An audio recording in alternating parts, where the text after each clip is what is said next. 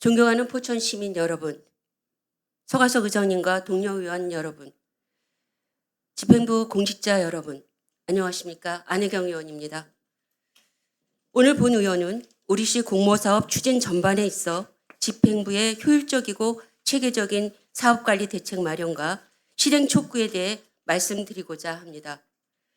공모사업이란 국가지방자치단체 공공기관의 운영에 관한 법률 제4조에 따른 공공기관 등에서 특정 사업의 수행 또는 참여 기관을 공개 모집하여 선정하고 사업비의 전부 또는 일부를 보조해주는 사업을 말합니다. 현재 중앙정부는 지방자치단체 간 경쟁을 통한 재정 투입의 효율성과 투명성, 안정성 강화를 위해 예산 지원 형태를 공모사업 방식으로 전환하여 운영하고 있습니다. 이에 많은 지자체들은 지방 소멸 위기 등 어려운 여건 속에서도 열악한 재정 규모를 타개하고 시민의 삶의 질을 향상시키고자 공모사업을 통한 국도비 확보에 사활을 걸고 있으며 실제 이러한 공모사업을 통해 확보한 예산은 일정 부분 지역의 각종 현안 산업 해결에 유용한 재원이 되고 있는 것은 현실입니다. 하지만 공모사업은 적게는 수천만 원에서 많게는 수백억의 시비가 수반되는 사업이 대부분이며 시비 동반 비율은 갈수록 늘어나고 있는 추세입니다. 2023년 우리시는 31건의 공모사업에 선정되어 국도비 380억 원을 확보하였으나 이에 동반되는 시비 또한 무려 약 227억 원에 달합니다. 따라서 시민의 혈세가 투입되는 만큼 지역 경제 활성화와 시민의 삶의 질을 높이는 데 꼭 필요한 사업인지, 충분히 지속 가능한 사업인지 철저한 사정 검토와 관리가 이루어져야 하는 것은 너무나 당연할 것입니다.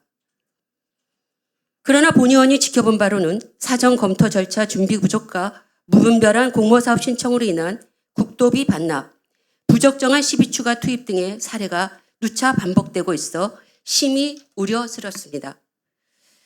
예컨대 2020년 종합장사시설 건립사업은 진입도로를 확보하지 못해 약 14억여 원의 국도비를 반납하였으며 적경지역 정주여건 개선 사업인 한탄강 문화예술촌 또한 사업 부지를 확보하지 못해 결국 도비 15억을 전액 반납한 사례가 있습니다.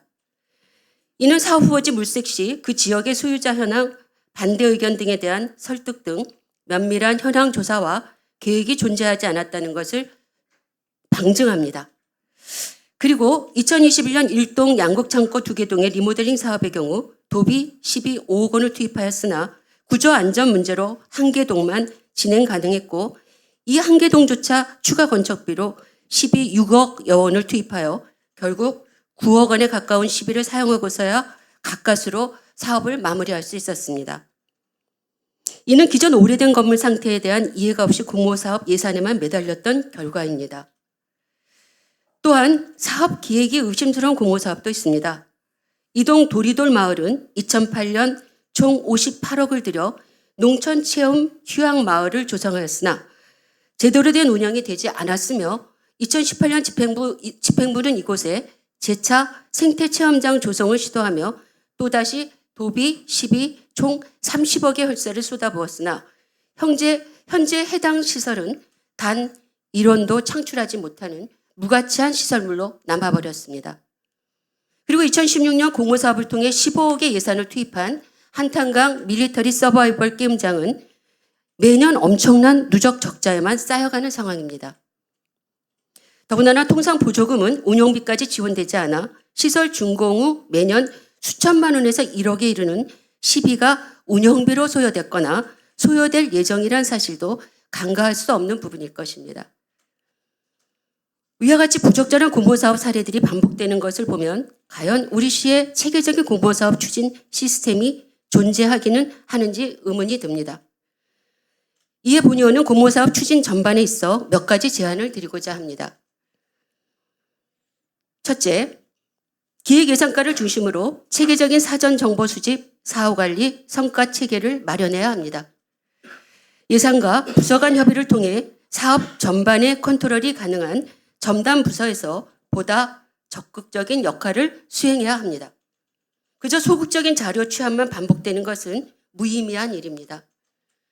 또한 사업 종료 후 제대로 된 평가와 함께 다음 공모 사업을 위해 결과를 추적하고 활용할 수 있는 성과 환류 시스템 도입이 무엇보다 필요할 것입니다. 둘째, 철저한 사전 검토는 이에 여러 번 강조해도 지나치지 않습니다. 사업부서의 형식적인 체크리스트 정도는 부족합니다. 대전광역시의 경우 오래전부터 공모사업 신청 자체 기준을 마련하여 기획관리실 중심으로 사전 실무 감사를 진행하고 있으며 다수의 지자체들은 전문가로 구성된 자문단을 상시 활용하고 있습니다. 공모사업 유치 경험을 가진 공무원들이 공모사업 대응 매뉴얼 등을 정리하여 이를 활용하는 것도 유용할 것입니다. 속도도 중요하지만 보다 다양하고 체계적인 방법으로 공모사업 응모에 재차 신중을 기해야 할 것입니다. 마지막으로 의회와 지역주민 대상으로 공모사업 관련 정보가 폭넓게 공유되어야 합니다. 사실상 의회는 대부분 공모사업을 예산 승인, 즉 사후 승인의 방식으로 확인할 수 있고 주민 대부분도 사업 선정 후 이를 인지할 수 있기에 집행부는 사업 추진 전에 의회와 지역 주민의 의견을 충분히 반영하는 과정을 간과해서는 안 될 것입니다. 존경하는 시민 여러분, 집행부 공직자 여러분, 공모사업은 양날의 검과 같습니다. 일단 예산을 따오고 보자는 식의 무분별한 공모사업 추진은 필연적으로 불필요한 예산 낭비로 이어지고 잦은 사업 취소와 포기는 우리 시뿐만 아니라 국가와 도 모두의 행정 낭비입니다. 우리 시에서는 공모사업의 효율적인 관리를 위하여 2023년 2월부터 포천시 공모사업 관리 조례가 제정되어 시행되고 있습니다. 그럼에도 아직은 간섭적인 행정으로 인해 투명하고 효율적인 사업 추진이 미진한 것도 사실입니다.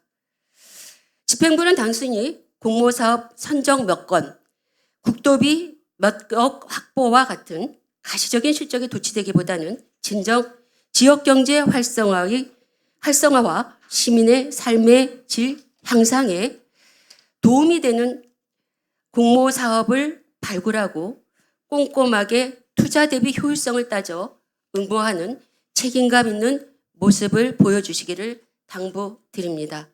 이상입니다. 감사합니다.